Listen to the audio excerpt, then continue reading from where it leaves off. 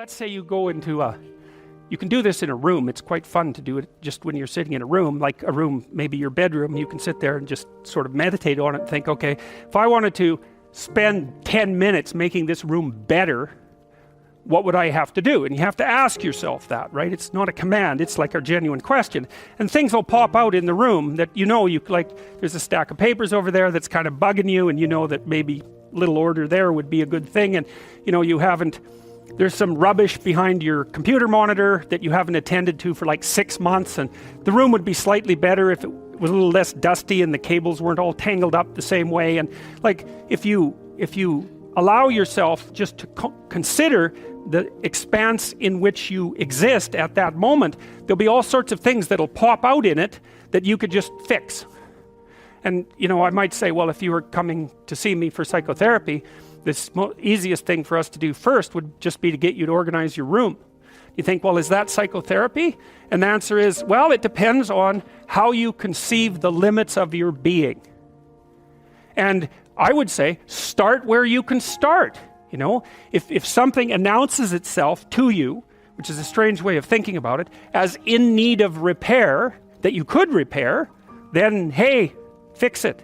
You fix 100 things like that, your life will be a lot different. I often tell people too, fix the things you repeat every day, because people tend to think of those as trivial, right? You get up, you brush your teeth, you have your breakfast, you have your routines that you go through every day. Well, those probably constitute 50% of your life. And people think, well, they're mundane, I don't need to pay attention to them. It's like, no, that's exactly wrong. The things you do every day, those are the most important things you do. Hands down. All you have to do is do the arithmetic. You figure it out right away. So 100 adjustments to your broader domain of being, and there's a lot less rubbish around, and a lot fewer traps for you to step into.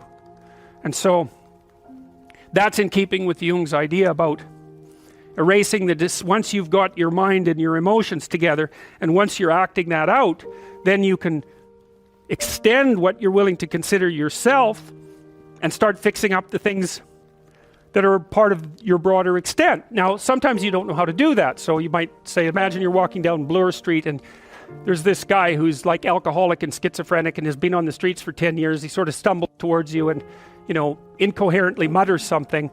That's a problem. And it would be good if you could fix it, but you haven't got a clue about how to fix that. You just walk around that and go find something that you could fix, because if you muck about in that, not only is it unlikely that you'll help that person, it's very likely that you'll get hurt yourself.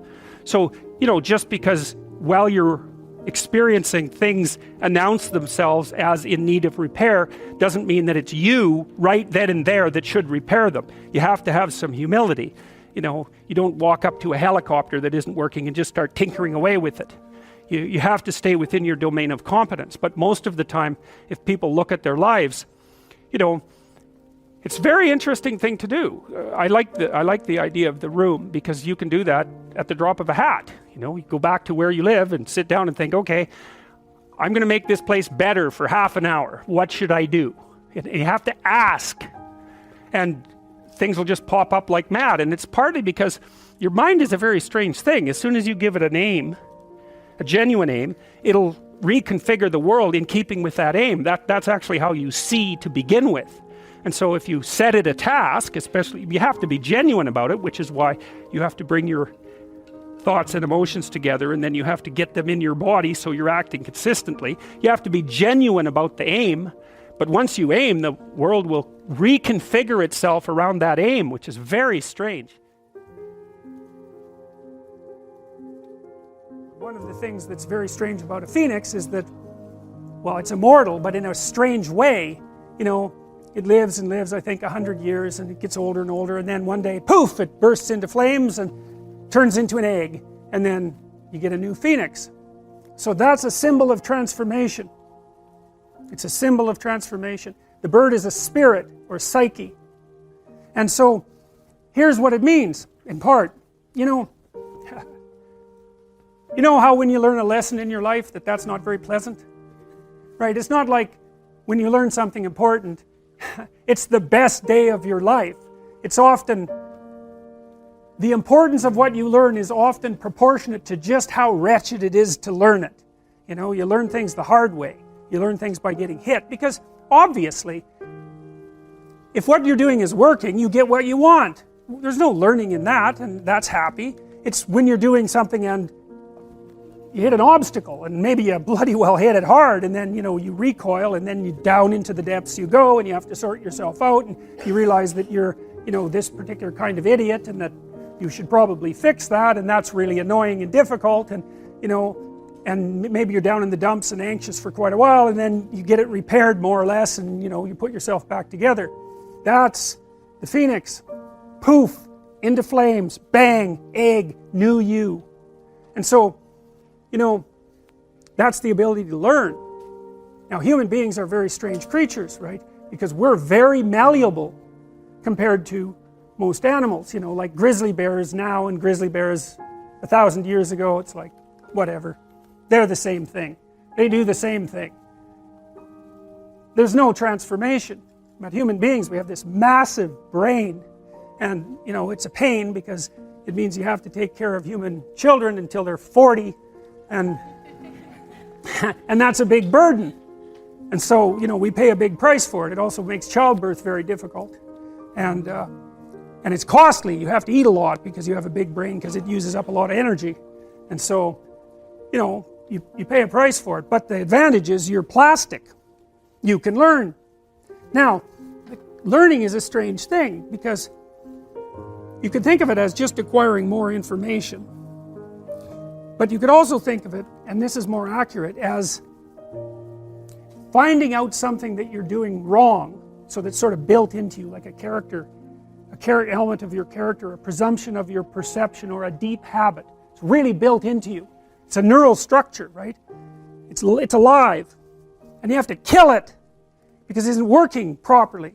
And the pain that you go through, in part, when you're suffering because you did something stupid, is it's something like the neurology. I can never get this quite right. It's the pain of the death of that structure. And that can be a huge chunk of you, you know, if you really have to go through a massive revision. It's like the person that comes out the other end might hardly be the same at all. You know, that happens, for example, if you're trying to combat alcoholism, which is just, you know, a wretched thing to do because, well, all your friends are alcoholic, all your family drinks too much. The only thing you know how to do when you're socializing is to go to the bar and drink too much. You know, and you spend like 20 hours a week on it. It's like, it's not just that you're addicted to the substance, it's like that's how you live. And so if you want to stop being an alcoholic, not only do you have to stop drinking alcohol, but you have to stop seeing all your drunk friends, and maybe you've had them for your whole life, and you have to have continual battles with your drunk family, and then you have to figure out something to do with that 20 hours that's now like hanging around your neck like an albatross. And so you have to let that whole part of your personality die, and a new part has to spring forth. And that's what the phoenix is. And the phoenix is the capacity of the person to transform.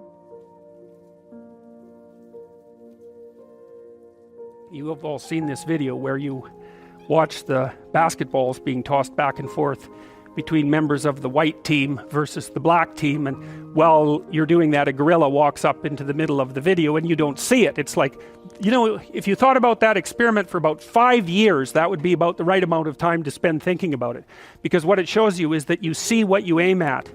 And that, man, if you can get one thing through your head as a consequence of even being in university, that would be a good one. You see what you aim at. And so, because one inference you might draw from that is, be careful what you aim at, right? What you aim at determines the way the world manifests itself to you. And so if the world is manifesting itself in a very negative way, one thing to ask is, are you aiming at the right thing? Now, you know, I'm not trying to reduce everybody's problems to an improper aim. People get cut off at the knees for all sorts of reasons. You know, they get sick, they have accidents. There's a random element to being, that's for sure. And so you don't want to take anything, even that particular phrase, too far. You want to bind it with the fact that random things do happen to people, but it's still a great thing to ask.